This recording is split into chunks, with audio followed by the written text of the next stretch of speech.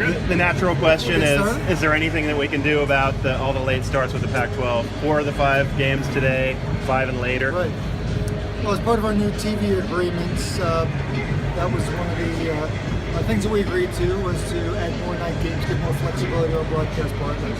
And that was an important part of getting the significantly increased quadruple revenues that we got in the new agreement and the commitment to be on national platforms with ESPN, ABC, and Fox.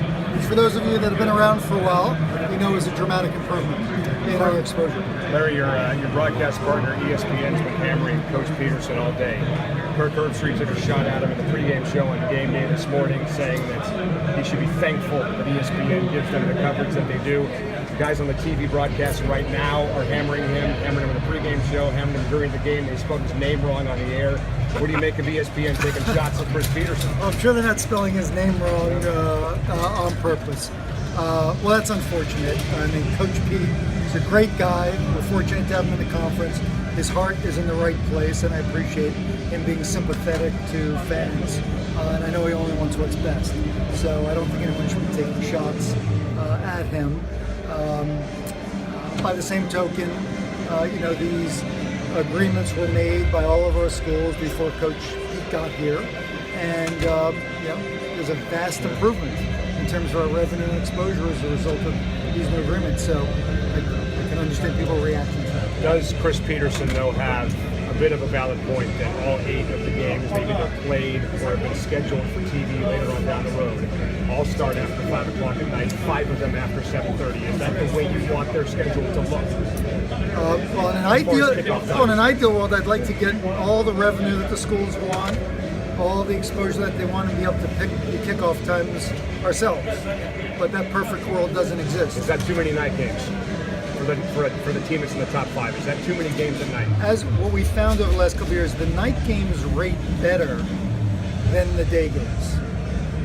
And so what tends to happen is the better you do, the more attractive you are for TV, the more you're going to get scheduled in the night. Okay, so that's not. I mean, ratings are a reflection of the size of the audience, though. Is the audience bigger at night? That's what you're saying. The overall audience across the country is bigger for night games. Over the last 5 years, the audience has been 12% larger on ESPN for games that kick off at night than during the day. And the reason, you may have read an article in the Seattle Times today, there was someone from ESPN quoted about the reason is during the day, if this game would have been played today, it would have been going up against Ohio State, Penn State, Alabama. The audience for Pac-12 game that's on the air when there's 6 other games with ranked teams on winds up being smaller than the audience that's watching this game tonight, because guess what? All those other games are done. And of course there's fewer people watching the games in the evening nationally, but they're all watching the Pac-12. So we've now got 5 years of data, and there's a reason. The ESPN and Fox programming people are pretty smart. They wind up putting the best games most of the time, not always, 5 o'clock, 6 o'clock or later, because it's getting the best ratings. Okay, one more on that. I'll let these guys jump in. You do have a top 5 football team, and there's empty seats in the stands. So the fan aspect obviously is important to you, or it's not. And does it bother you that this team in the top 5 has empty seats for a game like this? I actually think it's a pretty attractive crowd. I mean, I think it's a great crowd. This is a great crowd to you? Yes, I think it looks terrific out there. These decisions get made with the schools, and there's trade-offs. When I came in 2009, the mandate was very clear. Our TV revenues are very far behind our peers, and a lot of our games aren't available nationally. The 2 most important things were make sure our revenues are competitive with the other conferences, and make sure our games are available nationally. Many of our games in the past were regionalized on ABC or Fox Sports Net. We quadrupled our revenues, and all of our games are now available nationally on ESPN, Fox, the Pac-12 networks. All of our schools went in with their eyes wide open. But that was going to mean some trade-offs and some pain points for fans. That was a conscious decision. Do you have any position or any influence if we say, okay, night games, understood, but there's a big difference to fans sometimes in a game that starts at 5 o'clock versus 8 o'clock. have any input or influence or input to the networks on distribution within the league? We've got a great relationship with our broadcast partners. We give them our preferences, but at the end of the day, they decide. Chris Peterson used the word painful to describe what it is for the players, the coaches, and the fans. What would you say to Chris Peterson if you had a chance to talk to him when he says, hey, we're getting killed on exposure and it's painful? What would you say to him? Well, I did have a chance to talk to him before the game briefly on the field, and I think he feels bad that his statements and his words are overblown and has become like a big media deal. He did not intend it to be the case. But he's a very empathetic guy. He's a very thoughtful guy, and I respect his opinion. I respect his views, and there's a balance, it's a very delicate balancing act. Is there an opportunity moving forward over the next few years to modify or go back and redress any of those issues for an improvement in some of these criticisms? Our contracts are set through 2024. There will be no significant changes to our agreements. This is what we got paid for, and this was part of a deal that was negotiated and supported by every single one of our schools. Like any good relationship, there's give and take. We've made some adjustments. We started some kickoffs at 11 a.m. We've gotten some concessions here and there, and we'll always have dialogue with our broadcast partners. But the nighttime games are working, have been very, very successful. That's the feedback we get from ESPN and Fox. The nighttime games are rating higher than the daytime games. That's why they put a premium value on the Pac-12. What would you say to the fact that Christian McCaffrey, I think 55% of his yards when he was in a Heisman year were aired after 10 p.m. on the East Coast, where voters just weren't watching? Marcus Mariota won the Heisman. And did he play as many night games as McCaffrey did? Do you know that off the top of your head? He played a lot of night games. I can't tell you honestly exactly. I haven't compared the two. So you don't see any drawback.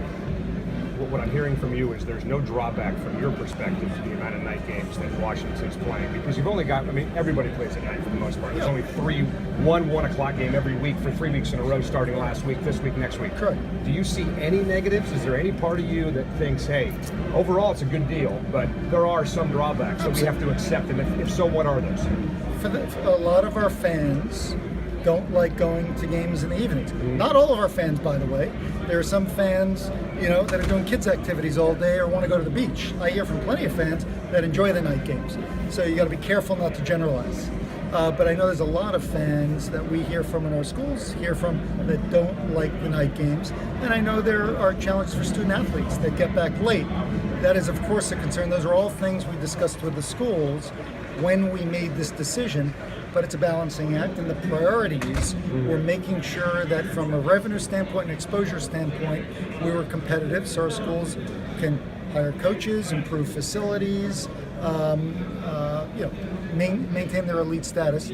And by the way, in the last couple of years, we've had a Heisman Trophy winner, and Washington got into the playoff last year. So I don't think there's any legitimacy to the comment that some have made that this could hurt Washington's chances of getting in the playoff. It was proven the opposite last year. They were borderline, and guess what? They got in. Well, you What do you talk see to next for the ESPN. What do you see next for the Pac-12 conference for you? What are the next goals you're trying to accomplish for this conference? Well, first of all, we're in great shape. The depth and competitiveness of this conference in football has improved dramatically. We've got 3 undefeated teams at the moment. We're very, very well placed. And this has been a steady trajectory. I see that same trajectory in basketball. We win more Olympic sports than any other conference. So there's no better conference than the Pac-12 from a competitive standpoint at the moment. And all of our schools have made dramatic improvements in terms of the facilities and coaches. It's really competitive out there. Other conferences aren't standing still, and there's other conferences with more resources than we have, but the Pac-12 is in great shape. Larry, one more before you go. You mentioned it was unfortunate the shots that ESPN were taking at Coach Peterson. Do you plan on talking with him about that? How do you handle that going forward? Yeah, I haven't had a chance yet. As I was coming up here, I heard some of that, but I certainly would feel bad if there's been any personal attacks on Coach Peterson. He doesn't deserve that. You're saying he's wrong, Coach Peterson's wrong about his concerns about exposure? Is that what you're saying? When he said it's painful from an exposure perspective, the data. are you saying that you disagree with him? Well, I think he said it's painful for fans. He also talked about the exposure being a problem. So I guess what I'm asking, do you disagree with him on the exposure concern from his perspective? I think he's incorrect. Okay. Is that painful for you on a personal level, or disappointing for you on a personal level when you've been tasked with primarily bringing in revenue? In your vision, it sounds like you think you've delivered that revenue, and now you're getting criticism. Is that frustrating for you personally? It goes with the territory. I'm sure I've delivered exactly what the schools were asking for at the time. But then again, this was back in 2009. We've got new coaches, new athletics directors, new presidents, and it just goes with the territory. But anyone that was around, and I know there's some of you that were around in 2009, you will remember where the conference was at. From an exposure standpoint and a revenue standpoint, you will remember, what the priorities were. And that's what we've delivered against. Thanks. Thank you.